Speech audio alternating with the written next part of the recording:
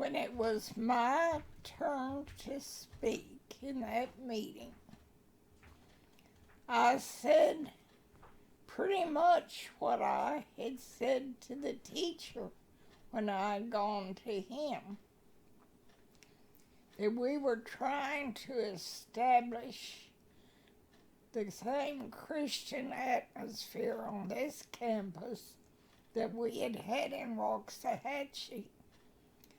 And the parts of this play that I had seen did not fit that atmosphere at all. That my little sister had come to me with her concerns about it and had shown it to me. And I just did not approve in a lot of the things that were covered in that play. And I also thought, since this was to be open to the public, that it certainly would not show the kind of reputation Trinity wanted to develop in San Antonio. So I just felt that the play should not be given at all. Well, I could see the professor fuming the whole time I was talking. And then, when I finished, it was his turn to speak.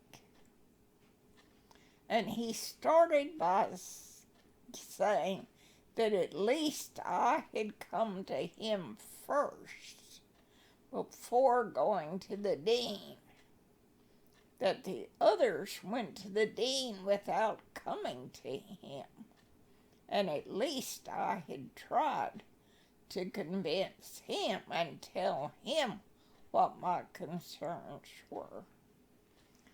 But then he started criticizing me and how Trinity needed to outgrow that atmosphere that they had had in Waxahachie.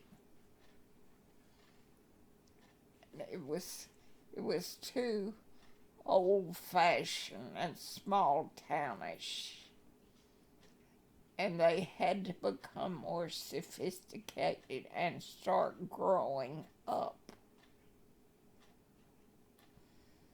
And that this play had been very popular in New York. And if we gave it for the public, then Trinity, the San Antonio would be very impressed with Trinity being so sophisticated and so stylish. And he went on and on like that. And finally, the president ended the meeting and said that he would make a decision and let us know. Well, I remember going back to my room with the worst headache I had ever had in my life. And I laid down on my bed and just cried and cried. I thought I had been ruined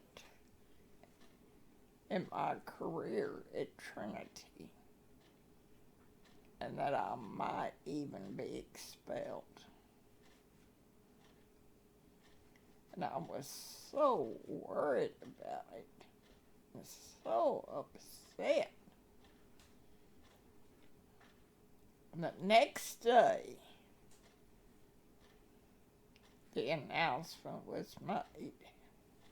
The speech teacher was leaving Trinity, that he had resigned, and there would be no play.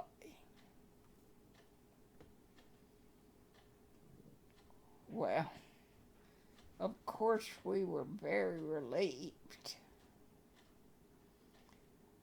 but I also felt badly because I felt I had had a big part in a professor being fired, because the way the president had worded it, we knew that he had actually fired this speech teacher.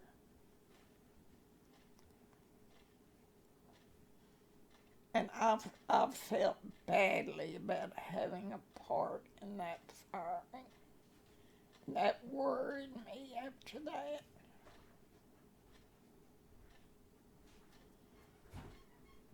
But I remember I went on attending classes and working with the co-president of the Y and trying to do what we could to develop a Christian spirit on the campus. Fortunately, there was one nice thing. There was a coffee shop next to the administration building. It was just an extra little building that had been added, and you could get coffee and snacks in there. And that was a good place to go and just talk to students. And we did a lot of that, going in there and talking. That was good. And then I remember that after that, a month or so, that Ed Polk had been driving Ernie and I around. Ed was transferred to somewhere else in the Army, and we didn't have a car then. And so that was the end of those wonderful trips around San Antonio and visiting all those points of interest. And Ernie had gotten a different job then. He could not keep that job at Fort Sam as a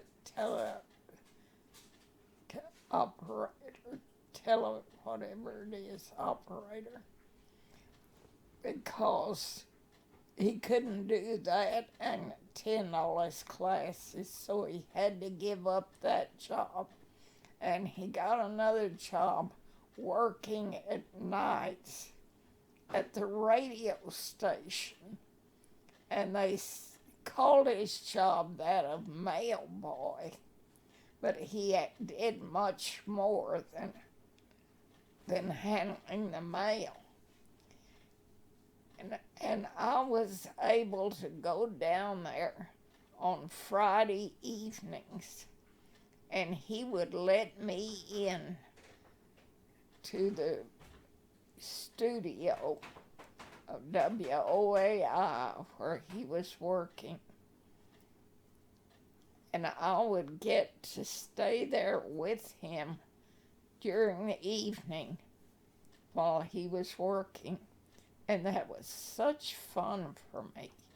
I had never been in a radio station like that before. And I learned so much. And I loved going with Ernie to give the newscasters their script that they were to read at the next newscast, and then listening to them read it. And that was all so much fun for me. And then one time, Ernie was able to get off and take me downtown on the bus and show me what was being done along the river in San Antonio. Now, they didn't have the river walk and all those restaurants and shops like they have now, but they had built a sidewalk along the river and put down some benches, and it was beginning to be a nice place to walk. And we heard that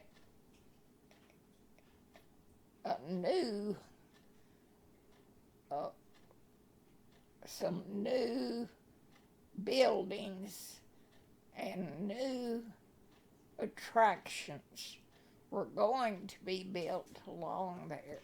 It was going to be developed. And so we just enjoyed walking along there and seeing it all. And I remember stopping under a bridge where it was sort of private, and we sat on a bench, and Ernie started talking very seriously to me.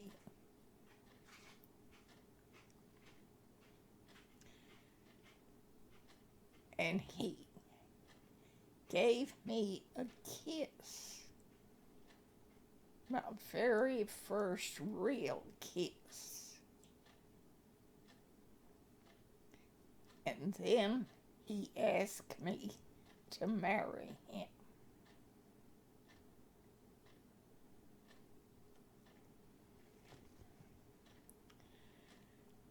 Now, this, of course, was what I had been hoping for. But when it happened, I felt so shocked and so thrilled and so happy. So I was engaged to be married. And this is about at the end of November. That first year I was back as a sophomore at Trinity, and we were in San Antonio. So that was a very special place to me and a very special time for me.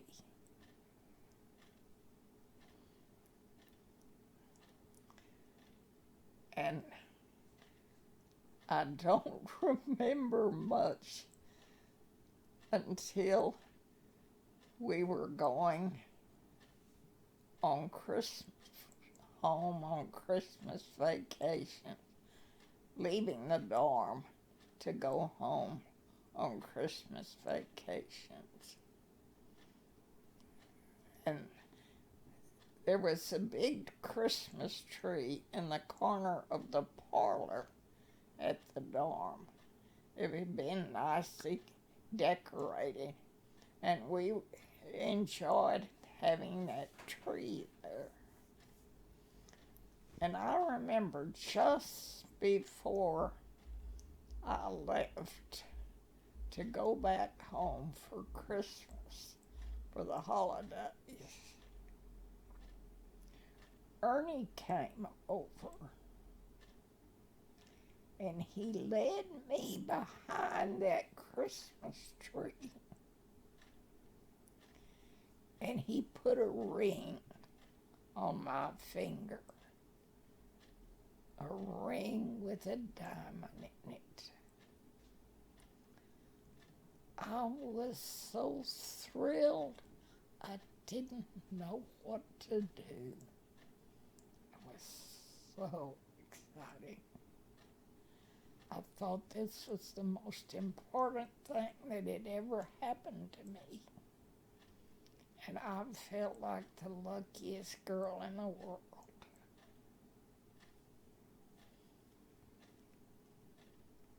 I was officially engaged then to marry Ernie, and he was going to graduate that summer and go to seminary and become a minister. And I was just thrilled to pieces.